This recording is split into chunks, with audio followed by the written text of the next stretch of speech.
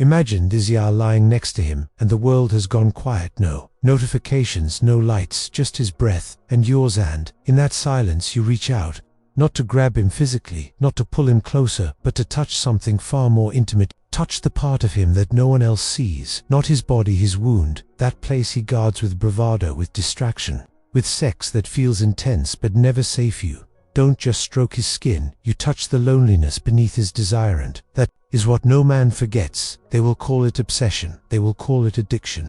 But it is not what you think, because the real addiction is not to the act, it is to the feeling of being seen. When you touch him where his armor cracks, where his boyhood ache still echoes, he won't know how to name it, but something in him will shift, because most women know how to seduce. Few know how to seduce. Few know how to see, and fewer still know how to touch a man where his soul lives. There. Meeting of two personalities is like the contact of two chemical substances. If there is any reaction, both are transformed, and transformation does not happen through surface contact. It happens when someone dares to reach into the part of you that even you try to avoid. That is where your power lives. The reason he can't forget you is not your body, it is that you touched the part of him no one else bothered to find, the part beneath the confidence, beneath the ambition, beneath the sexual mask. You touched the question he never dared to speak: am I worthy of being loved as I am? And you didn't answer with words, you answered with presence, with a look that didn't flinch when he grew quiet, with hands that didn't demand but offered safety, with silence that didn't rush to fix but allowed him to be. That is what he can't forget, because it is rare, because it is real, because it reminds him of something sacred, something lost. And it is not just him. Every man carries a place inside that longs to be met, not for performance, not for praise, but for recognition. And most women never get close, they chase validation, they perform sensuality. They try to win love by becoming more of what they think he wants. But the woman he never forgets is the one who dared to see what he didn't show. She didn't chase, she didn't shrink, she didn't seduce to be loved. She loved as revelation. She became the mirror where he saw his soul reflected, and didn't look away. As the moment a man becomes addicted, not to her lips, not to her body, to the safety of being unmasked, he will forget the ones who touched his skin. He will crave the one who touched his corby, because that kind of touch rewires a man. It creates memory, not in the brain but in the body of his soul. He may try to recreate it with others. He may chase it in distractions, but nothing will feel the same, because it was not about her. It was about what he became in her presence. That is what true feminine energy does. It does not control. It does not demand. It holds it, receives it, sees. In being seen, he awakens. In being touched, not physically but deeply within, he begins to heal, not because you gave him pleasure, but because you gave him permission to let go, to be soft, to not perform, to just be in. That is the real power a woman holds, not in what she does, but in who she is. When she stops needing to be chosen and starts embodying truth, when she realizes that the deepest seduction is presence, that the deepest pleasure is safety, that the deepest connection is created in silence, not sound. So no, it is not what you think. It never was. It is not about where you touch him. It is about what wakes up inside him when you do it. Is about the moment when his mind grows quiet for the first time and he feels something he did not even know. He needed the moment when his defenses lower, not out of control but because he feels safe to rest, safe to exhale, safe to be held without expectation. This is what turns a man's desire into devotion. This is what transforms temporary pleasure into lasting imprint, because when a woman touches a man at the level of his essence, she does not just give him an experience, she gives him a memory of coming home, and that memory is what stays. That memory is what calls him back in moments of doubt, in moments of darkness, in moments when every other touch feels shallow. He might never tell you, he might even run from it, but deep inside, he knows what he felt, and he will compare every touch after you to the moment you reached into his soul and didn't flinch. That is why you are unforgettable, because you touched him there, not how he expected but exactly where he needed. Asterisk, because most men don't know how to ask for that kind of touch. They don't even realize they need it. They'll say they want excitement, they'll say they want adventure, they'll say they want passion, but what they are really searching for is a woman who makes them feel safe in their vulnerability. Woman who does not try to fix them or change them or mold them into someone else's version of masculinity, but a woman who looks at their broken edges and does not look away. This kind of presence is rare. It is not loud, it is not performative, it does not demand recognition, but it lingers long after the moment passes. long after the relationship ends, long after the body forgets, the soul remembers it, remembers being allowed to exist without armor. It remembers the moment it felt completely exposed and completely accepted. It remembers the silence between words that held more intimacy than 1,000 kisses on. That is why he will come back in his mind, even if he never says your name again. He will wonder what it was about you, why he could not let go, why no one else made him feel the way you did. He will try to find it again in other hands, in other beds, in other moments, but it will never feel the same because it was not about sex. It was about awakening. It was about a part of him being seen for the very first time, and once something sacred has been touched, everything ordinary loses its taste. That is what makes a woman unforgettable. Not her appearance, not her charm, but her ability to make a man feel something he didn't know he was allowed to feel. Real intimacy is not about what you do in the dark, it is about what you reveal in the silence. It is about what is felt when nothing is being said and everything is being held. That is the touch that binds a man, not to your body but to the memory of who he became when you touched his soul. Before we continue, this reflection is based on the teachings of Carl Jung and deep inner work. If you want to understand the psychology behind attraction, connection, and emotional healing, explore the Jung Method. The link is in the first pinned comment. Now listen closely. A man becomes addicted to a woman not because she gives him pleasure, but because she becomes the first place where his soul could breathe. Most men live their entire lives in performance mode.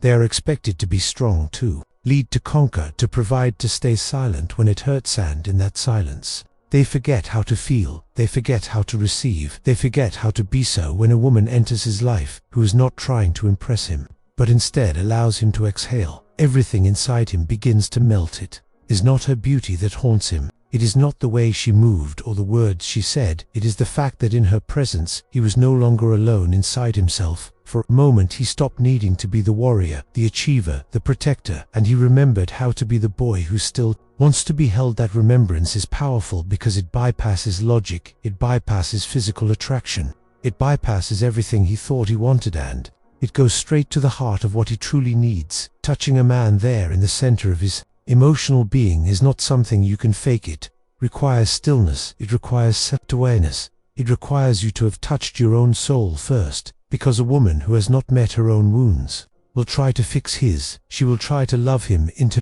healing but end up losing herself. The woman who becomes unforgettable is not trying to save him. She simply creates a space where he feels safe enough to save himself. She listens without trying to be wise. She touches without trying to be seductive. She looks into him without needing a performance. That is where addiction is born, because that kind of energy is rare. That kind of presence is sacred. That kind of woman feels like home, and when a man feels that, he will always compare every woman after her to the depth she gave him. Even if he chooses someone else, even if he never tells her, even if he walks away, something in him will always whisper her name, because the soul does not forget where it was finally held. The body moves on, the mind rationalizes, but the soul keeps score, and it only ever counts the moments that were real. That is why a man will return years later, out of nowhere, just to say he thought of you, or to ask if you are still the same. He is not reaching out because of lust, he is reaching because something in him is still searching, still yearning, still hoping to feel that touch again. But you cannot give it to him again because the moment has passed, and who you were when you touched him is no longer who you have grown, you have risen, you have touched yourself deeper than before. And that is why the most powerful women do not wait to be remembered. They know they left something eternal behind, and they walk away in peace, not in bitterness, not in regret, but in the full knowing that no man forgets the woman who reached into his soul and stayed long enough for him to feel safe. That is what makes you unforgettable. Not your perfection, but your presence. Not your beauty, but your depth. Not your effort, but your ease. When you stop trying to be enough and start being fully yourself, your energy becomes magnetic, because you are no longer chasing. You are allowing, you are no longer performing, you are revealing. And that kind of woman does not attract men who only want her body. She attracts men who feel unsettled by her presence, because they know she sees what they have tried to hide. And to be seen like that is both terrifying and addictive. He will come back in his dreams. He will search for your scent in someone else's hair. He will remember your silence in the loudest moments, because you created an imprint on a place no one else ever reached. And even if he builds a life without you, there will be a room in his heart where only your Name Fitzby because you did not love him the way the world told you to. You loved him the way he never thought possibly. You touched him down. They're not his body, but the wound beneath his desire. The pain beneath his strength, the softness behind his walls, and he will never forget that. No matter how much time passes, no matter who he tries to replace you with, no matter how well he pretends to forget somewhere inside, he remembers not because you were the best, but because you were the realest. You met him where it mattered, and no one else ever dared to go there again. That is why he will crave you long after your name stops being spoken. Long after your pictures are deleted, long after he convinces himself he has moved on, he will crave the version of himself he only met through your eyes, because, in your touch, he wasn't just loved.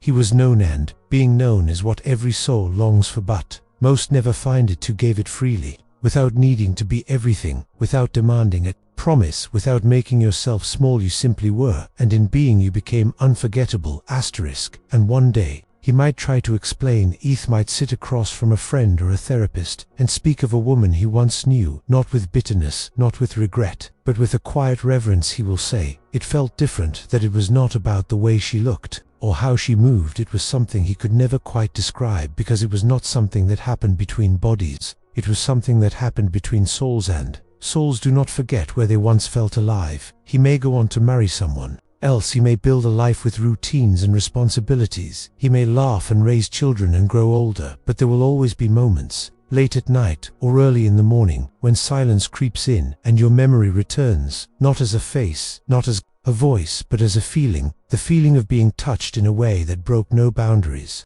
but broke every wall, the feeling of being seen without explanation, held without question, loved without needing to earn it. And in that moment he will remember not just who you were, but who he was when he was with you, because that is what we remember most, not the people themselves, but how we felt in their presence. You made him feel when the world asked him to shut down. You made him breathe when he had been holding it in for years. You made him slow down when everything else told him to keep pushing forward, and for that, he will be grateful, even if he never tells you, even if he never comes back, even if he buries that memory deep inside. It lives there, unmoved by time, untouched by forgetting, because some touches are not erased. They become sacred imprints. They become part of who we are. And you were not just a woman he once loved, you were the moment he met himself.